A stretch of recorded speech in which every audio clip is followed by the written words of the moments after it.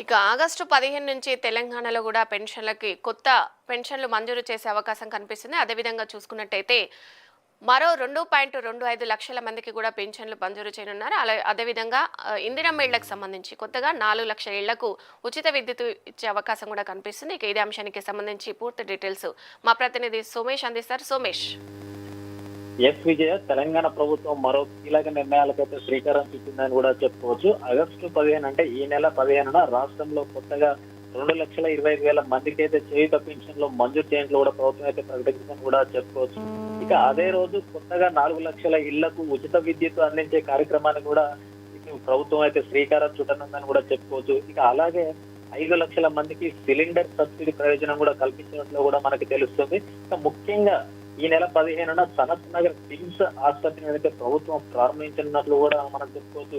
ఇక ఇదే నేపథ్యంలో గిగ్ వర్కర్ల సంక్షేమం కోసం అయితే రూపొందించినటువంటి గిగ్ వర్కర్ల చట్టం అమలు కూడా అదే రోజైతే శ్రీకారం చుట్టినట్లు కూడా మనకి తెలుస్తుందని కూడా చెప్పుకోవచ్చు.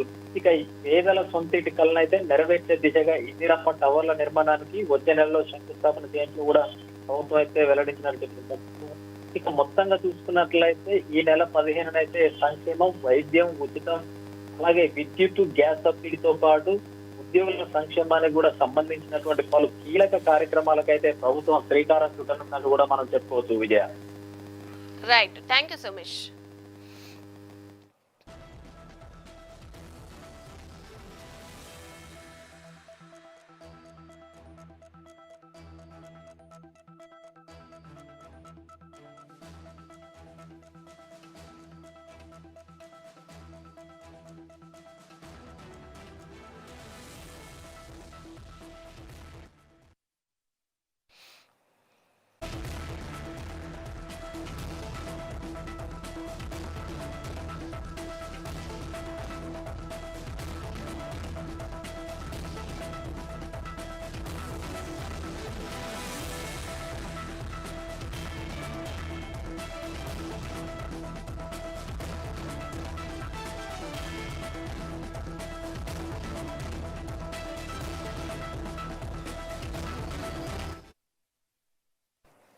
ఇక ఆగస్టు 15 నుంచి తెలంగాణలో కూడా పెన్షన్లకి కొత్త పెన్షన్లు మంజూరు చేసే అవకాశం కనిపిస్తుంది. అదేవిధంగా చూసుకున్నట్టయితే మరో 2.25 లక్షల మందికి కూడా పెన్షన్లు మంజూరు చేయనున్నారు.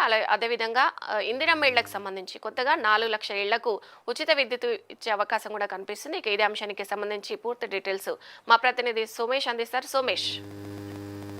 విజయ తెలంగాణ ప్రభుత్వం మరో కీలక నిర్ణయాలకైతే శ్రీకారం చుట్టిందని కూడా చెప్పుకోవచ్చు. ఆగస్టు 15 అంటే ఈ నెల 15న రాష్ట్రంలో కొత్తగా 2,25,000 మందికి అయితే చేయుత పెన్షన్లు మంజూరు చేయడంలో కూడా ప్రభుత్వం అయితే ప్రకటించిందని కూడా చెప్పుకోవచ్చు.